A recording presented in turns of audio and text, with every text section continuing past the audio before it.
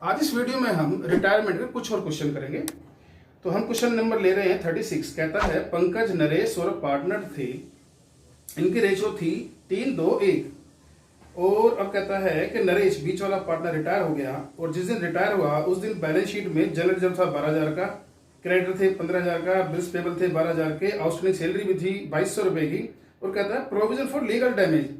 अभी legal damage क्या होता है? देखो होता क्या है कि कंपनियों के ग्राहकों से, कस्टमर से कुछ ना कुछ मुकदमेबाजी चलती रहती है, तो उसका भी फैसला आया नहीं, पता नहीं कब आएगा। तो वो अगर हमारे अगेंस्ट आ गया तो हमें कुछ ना कुछ पेमेंट करना पड़ेगा। तो भाई उसके लिए हम पहले ही प्रोविजन कर रहे हैं, तो वो होता है हमारा प्रोविजन फॉर लीगल डैमेजेस। इसके बाद उसने कैपिटल दी है आपको पंकज, नरेश और सौरभ की 46,000, 30,000, 20,000। असेट साइड में कोई गुडविल लॉस या एडवर्टाइजमेंट सस्पेंस नहीं है। आगे चलते हैं। अब बोलता है कि premises have appreciated 20%, stock depreciated 10% और प्रोविजन भी 5% बनाओ डेटर्स पे। और बोलता है कि लीगल डैमेज का प्रोविजन जो पहले था 6,000 का 1,200 से और बढ़ गया तो लॉस हो गया, ठीक है। फर्नीचर भी बढ़ करके 45,000 हो गया जो था आपका 41,000 का। कहता है जिस दिन रिटायर होता है नरेश उस दिन गुडविल की वैल्यू 42,000 होती है। और सबसे इंपॉर्टेंट बात यहाँ जो बोल रहा है सी पॉइंट में, कहता है इसका जो बैलेंस आएगा रिटायरिंग पार्टनर का, कैपिटल का जो बैलेंस आएगा उसमें से 26,000 लोन में ट्रांसफर कर दो और बाकी की पेमेंट कर दो अभी। और अगर अभी आपके पास पैसे नहीं है तो कुछ भी हो, पेमेंट तो अभी करना है, लेकिन आप लोन लो, लोन लेके पेमेंट करो, लेकिन उसे पेमेंट करो। और रिटायर होने के बाद नरेश के इनकी नई कैपिटल 5-1 होगी, ठीक है। तो अब हम क्वेश्चन शुरू करते हैं। अब हम क्या करते हैं, सबसे पहले बैलेंस बीडी लिख लेते हैं। तो बाई बैलेंस बीडी कितना है? 46,000 आपका, 30,000, 20,000। ओके, इसके बाद हम गुडविल के ट्रीटमेंट पे आते हैं। अब देखो यहां पर पंकज, नरेश और कौन था? सौरभ। इनकी नई रेशियो बोलता है 5 और 1 हो गई है, मतलब 6 हिस्सों में भागे से। पहले कितने शेयर थे इनके? पहले थे 3-2-1। इक्वल करने की जरूरत नहीं, पहले से ही इक्वल है, ठीक है। 2-2-0। इसका मतलब नरेश जितने यूनिट सैक्रिफाइस कर रहा है वो सारे के सारे पंकज ही गेन कर रहा है, ठीक है। तो अब देखा है इसकी गुडविल की एंट्री क्या होगी यहां पर? तो एंट्री होगी इसकी Pankaj capital account debit to Naresh capital account. कितना भी? 2-2 यूनिट। अब पूरी कंपनी की गुडविल कितनी है? 42,000। इसको 6 से डिवाइड करो, 7,000 का 1 यूनिट आ गया। अब 7 × 2 तो 14,000, 14,000। ओके, अब इसको पोस्ट कर देते हैं। तो बाई पंकज लेर को फायदा हो रहा था इसके जाने की वजह से, इसलिए नरेश को कौन देगा? पंकज। कितने? 14,000। और यहां पर कौन? नरेश लेगा, नरेश कैपिटल किससे? पंकज से, 14,000। तो ये तो गुडविल की एंट्री हुई। इसके बाद हम रिजर्व बांट देते हैं जी। रिजर्व है आपका कितना? 12,000। इसको ओल्ड रेशो में बांट दो, ठीक है। By general reserve account debit 6,000, 4,000 और 2,000। ओके, अब हम रिवैल्यूएशन पे आते हैं। तो इसने कहा था कि आपका स्टॉक 10% से कम हो जाएगा, ठीक है। लॉस हो गया जी आपका, तो टू स्टॉक अकाउंट 900। और अब जो आपकी स्टॉक की वैल्यू बचेगी ये बची आपकी 8100। इसके बाद बोलता है ये कि आपका प्रेमाइसिस की जो वैल्यू है वो आपकी बढ़ गई है 20%, ठीक है। तो प्रेमाइसिस की वैल्यू पहले 80 थी, 20% 16 बढ़ गई तो 96 की टोटल अब यहां हो गई। और इधर प्रॉफिट हो गया आपका प्रेमाइसिस अकाउंट 16,000 का। ओके, अगला पॉइंट लेते हैं डेटर का। तो बोलता है कि 6,000 के डेटर हैं और प्रोविजन जो 400 बना रखा है उसकी जरूरत नहीं है, 5% की ही जरूरत है। तो 5% कैलकुलेट करते हैं 300 रुपए आता है। तो हम देख रहे हैं हमको तो 100 रुपए फालतू बने हुए, इसकी जरूरत नहीं है, ये प्रॉफिट हो गया। Provision for doubtful dates account 100 रुपये, और यहाँ पर बैलेंस शीट में हमारे डेटर कितने थे 6000 के, इसमें से हम प्रोविजन जो आज जितनी जरूरत है 300 वो लेस कर देते हैं 5700। अब देखते हैं, कहता है फर्नीचर जो था आपका, फर्नीचर आपका 45,000 हो गया है, ठीक है जी। तो फर्नीचर पहले 41 का था, 45 का हो गया, जितनी की आज वाली वो तो यहां लिख देते हैं, और बाकी भाई प्रॉफिट हो गया 4000 रुपए का, बाई फर्नीचर अकाउंट 4000 का प्रॉफिट। अब बोलता था कि भाई 1200 रुपए का लीगल डैमेज का प्रोविजन आपका बढ़ गया है, ठीक है। तो पहले से ही लीगल डैमेज का प्रोविजन था हमारे पास तो 6000 रुपए का, तो यहां पर प्रोविजन फॉर लीगल डैमेजेस अब 7200 का हो गया, 1200 बढ़ गया, और ये लॉस हो गया हमको, इसको इधर दिखा दिया, provision for legal damages account 1200 रुपए, ठीक है जी। बस और तो कुछ इसमें है नहीं। अब एक काम करते हैं, इसको टोटल कर देते हैं। तो हम देख रहे हैं हमारा ये आ गया आपका 20,100, 20,100, 2100 चला गया, 18,000 का प्रॉफिट आ गया। To profit transfer to partners capital, किस किस में भाई, पंकज, आपका नरेश और सौरभ, 3-2-1 की रेशो, ओल्ड रेशो में बांटते हैं इसको हम। तो ये आ गया आपका 9,000, 6,000 और 3,000। इसको यहां ट्रांसफर कर दो बाई रिवैल्यूएशन अकाउंट, 9,000, 6,000 और 3,000। ओके, अच्छा अब और क्वेश्चन में कुछ है नहीं, ठीक है। अब पार्टनर्स कैपिटल बंद करना शुरू करते हैं हम। सबसे पहले नरेश को देख लेते हैं। तो नरेश के जो है ये 40, 54, तो ये आ गए भाई 54 जो टोटल बैलेंस निकला उसमें बोला था उसने कि 26,000 तो लोन में ट्रांसफर कर दो, ठीक है। तो टू नरेश लोन अकाउंट 26,000 तो हमने इसके लोन में ट्रांसफर कर दिए, जो कि आपके लायबिलिटी में आ गया। Naresh loan account 26,000, okay.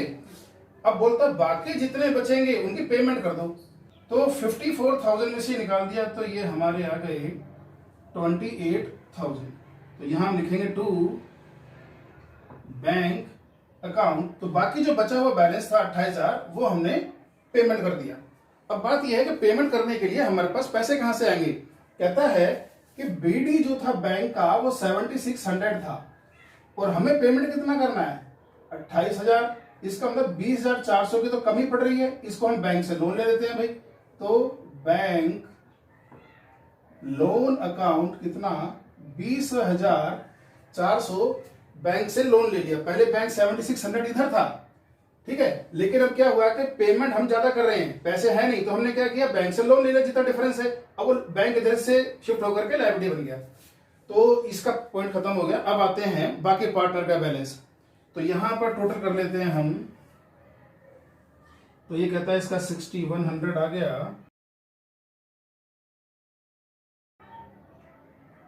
तो इनके बैलेंस सीडी पार्टनर्स के 47,000, 25,000 यहां ट्रांसफर कर देते हैं बैलेंस शीट में। पार्टनर्स कैपिटल अकाउंट किसके, पंकज और सौरभ। ये हैं आपके 47,000, 25,000, तो 72,000 ये आ गए। तो पार्टनर कैपिटल के बैलेंस ट्रांसफर करने के बाद अब हम जितनी बची हुई चीजें वो लिख देते हैं। तो बची हुई चीजों में देखो क्रेडिटर है हमारे पास, सन्ड्री क्रेडिटर, इसमें कोई चेंज नहीं हुआ है, इसको 15,000 एज इट इज लिख देते हैं। इसके बाद बीपी लिख देते हैं, बिल्स पेबल 12,000 रुपए के। इसके बाद आपके सब कुछ हो गया है, आउटस्टैंडिंग सैलरी रह गई, आउटस्टैंडिंग सैलरी जो थी आपकी 2200 रुपए की, ओके। और इधर हमारा सब कुछ हो गया है, तो और तो कुछ नहीं रहा है, नहीं ऑलमोस्ट सब हो गया, ठीक है। बस अब इसको टोटल कर देते हैं। 1,54,800 हमारा बैलेंस शीट का टोटल आ गया, 1,54,800। तो ये क्वेश्चन इस तरह से हुआ। अब नेक्स्ट क्वेश्चन देख लेते हैं।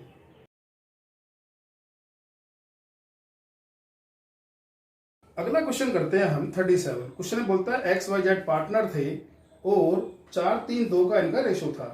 ओके, बैलेंस शीट में देखते हैं तो लायबिलिटी में क्रेडिटर हैं और एक्स वाई जेड कैपिटल है 12,000, 9,000, 6,000। असेट साइड में वाई का लोन दे रखा है, इंपॉर्टेंट बात है।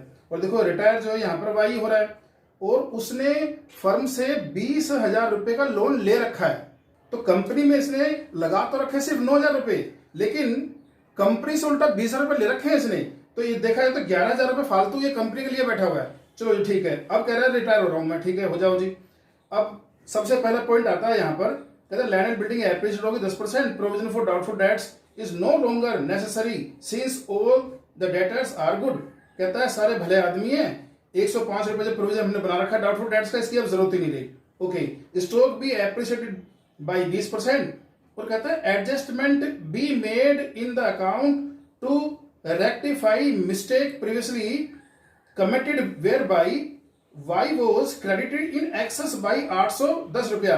कहता है कि पिछले सालों में कुछ ऐसी गलती हो गई जिसके कारण वाई 810 रुपए से ज्यादा क्रेडिट हो गया और एक्स और जेड 420 और 300 रुपए से रेस्पेक्टिवली डेबिट हो गया एक्सेस। तो ठीक इनको पलट देंगे, ठीक है, जो मतलब कि वाई है उसको हम क्या हुआ था, क्रेडिट हुआ था ना, इसको डेबिट कर देंगे।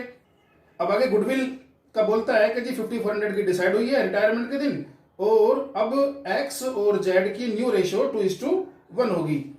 तो चलो सबसे पहले गुडविल करते हैं। तो गुडविल हम देख रहे हैं यहां पर हमारी है 5400 की।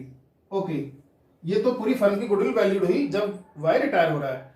अब इनकी पहली क्या रेशियो थी, एक्स वाई जेड की ओल्ड रेशियो थी 4:3:2 मतलब कि 9, और आज न्यू रेशियो वाई के जाने के बाद क्या है 2:1।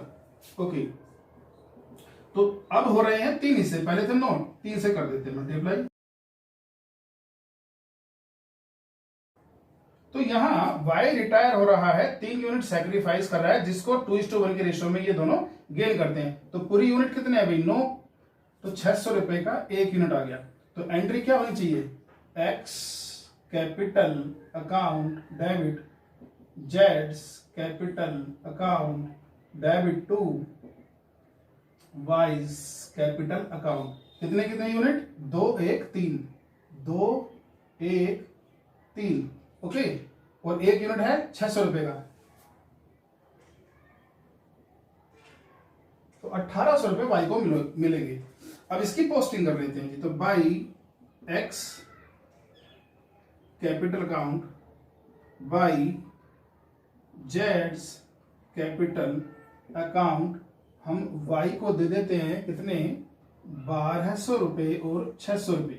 इनके बीडी लिख देते हैं जी 12,000, 9,000, 6,000, 12,000, 9,000 और 6,000। इसके बाद हम डी एडजस्टमेंट कर लेते हैं पहले। तो बोलता है कि वाई क्रेडिट हो गया था, तो ठीक है, तो टू एक्सेस क्रेडिट कितने से 810 से, और बोल रहा था कि एक्स और जेड डेबिट हो गए थे एक्सेस, तो उनको हम क्रेडिट कर देते हैं, एक्सेस डेबिट कितने रुपए से, ये थे 420 और 390। तो ये एंट्री हमने कर दी। अब देखो रिजल्ट कोई है नहीं, और अब हम एडजस्टमेंट शुरू करते हैं किसकी, रिवैल्यूएशन की।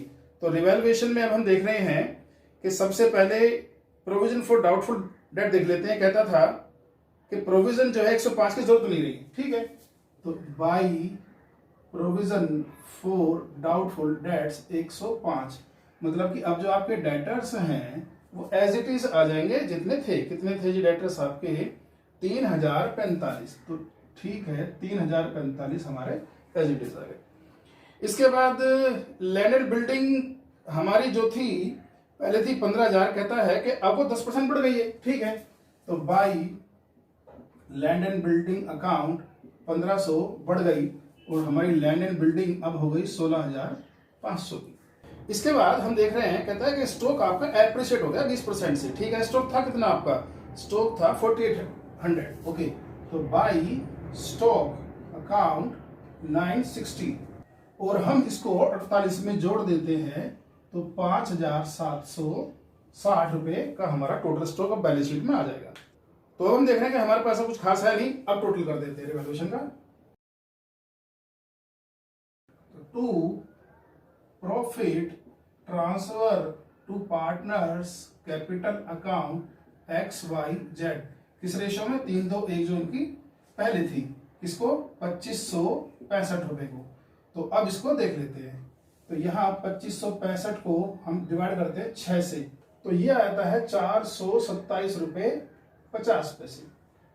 अब एक काम करते हैं, इसको 427 रुपए 50 पैसे, तो 1 यूनिट आ ही गया, और 27.5 का ये हो गया आपका 855 रुपए, ठीक है। और इन दोनों का टोटल हम कर देते हैं करीब, तो यहां पर इस तरह से हमारा ये अमाउंट बट गया। अब इसको हम ट्रांसफर कर देते हैं बाई रिवैल्यूएशन अकाउंट 1283,855 और 427। तो रिवैल्यूएशन प्रॉफिट हमने ट्रांसफर कर दिया है। तो हम देख रहे हैं कुछ और बचा है। हाँ, वाई का लोन है, देखो वाई का लोन बैलेंस शीट में दिया हुआ है किधर, असेट साइड में, तो डेबिट नेचर का है। तो पार्टनर्स के कैपिटल में उसको डेबिट में ट्रांसफर कर रहे हैं हम। तो वाइज लोन अकाउंट 20,000 रुपए हमने ये ट्रांसफर कर दिए। तो अब हम देख रहे हैं हमें करीब करीब 20,810 रुपए का इससे एडजस्टमेंट करना है। ये एक्सेस जो हमारा क्रेडिट हो गया था पिछले सालों में, और 20,000 रुपए का इस बार का। और इधर देख रहे हैं करीब करीब हमारा ये बन रहा है 11,655। तो हमने इसको देने हैं, लेकिन 20,810 रुपए हमने इससे लेने हैं और ये इसको देने हैं 11,655। तो हम देख रहे हैं 55 1 और ये 9,155 रुपए हमने इस उल्टा लेने ही हैं। तो ले लेते हैं भाई बाई बैंक अकाउंट, क्योंकि आज ही हमें सेटलमेंट करना है, उसमें लिखा है क्वेश्चन में, सबसे लास्ट पॉइंट यही है। तो 9155 इससे हमने कैश ले लिया। अब देखो बैंक का बैलेंस हमारा कितना था पहले, ये था हमारा 3300 रुपए का, और ये और हमारे पास आ गया। तो 3300 रुपए का पहले बैंक का बैलेंस था और 9,155 हमने उससे ले लिए। तो हमारे पास आज जो नया बैलेंस है वो है 12,455 का। तो कैश जो है हमारा वो है 12,455। ओके, तो 20 से पैसे लेने के बाद, अच्छा देखो हमसे गलती हो गई है कि हमने वाई को क्रेडिट तो कर दिया एक्स और जेड से, लेकिन एक्स और जेड से पैसे यहाँ लिए नहीं है वाई ने। तो by wise capital account goodwill की एंट्री आधी यहाँ हो गई, आधी अब कर देते हैं। तो 1200 और 600 रुपए ये हो गए। चलो अब कुछ बचा नहीं है, सब कुछ हो गया है, अब इसको टोटल कर देते हैं।